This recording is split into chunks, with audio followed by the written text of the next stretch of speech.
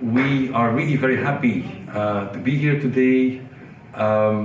We present the book Beyond Educide with the rather long but instructive title Sanctions, Occupation and the Struggle for Higher Education in Iraq, Recommendations of the International Seminar on the Situation of Iraqi Academics, which was held in March last year in the Ghent University. We have a distinguished guest, Professor Saad Najizawad, who is quite a personality, if I can be frank with you. He is a political scientist. He was teaching, this is very important to insist upon, teaching at the Baghdad University for years, I think from 78 till 2009. This is underlined, so he was really there during the invasion and the occupation. He was Secretary General of the Arab Association of Political Sciences. He is now teaching at the London School of Economics, which is another distinguished element in his biography, I would say. He is author of 5 books and numerous articles. One of the books is called Iraq and the Kurdish Question. He is currently writing on the Iraqi constitution. He is co-author of this book, and he, in fact, and this is also important to stress maybe, he in fact proposed this seminar we held last year. With in fact the question of what is educide, this strange word, which of course comes, you can hear that, comes from genocide, sort of the killing of, the conscious killing of education, and how, and this is what he will try and explain to us, how does it function in Iraq? Thank you. The floor is yours, Professor Jawad. It's very sad to speak about the higher education system in Iraq after the occupation. It's even harder for a person who lived this terrible experience to try and remember again what happened at that time. In order to be clear, I should say the edocide in Iraq started really before the invasion in 2003.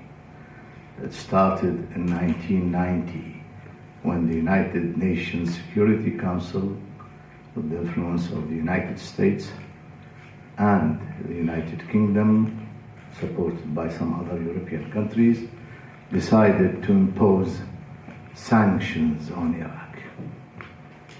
And for you to remind, sanctions meant sanctions on everything. At a certain stage, we even were prevented from importing pencils for the schools.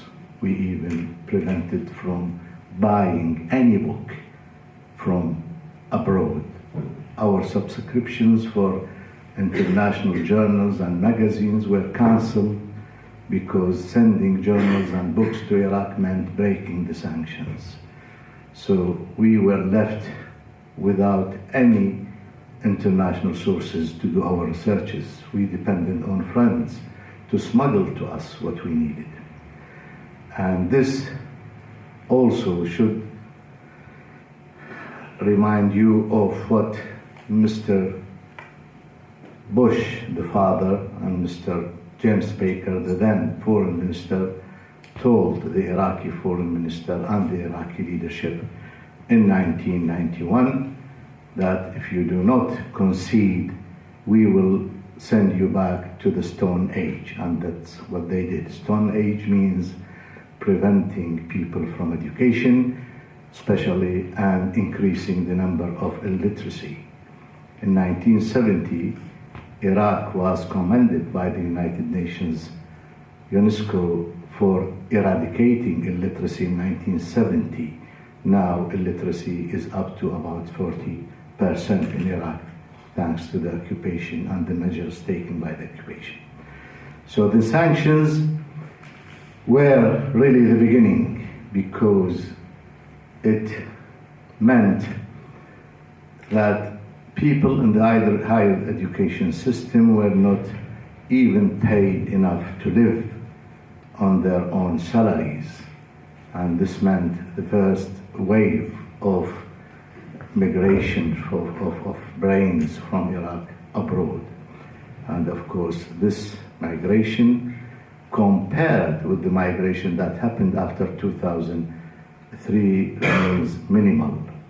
I will come to that and speak about it later.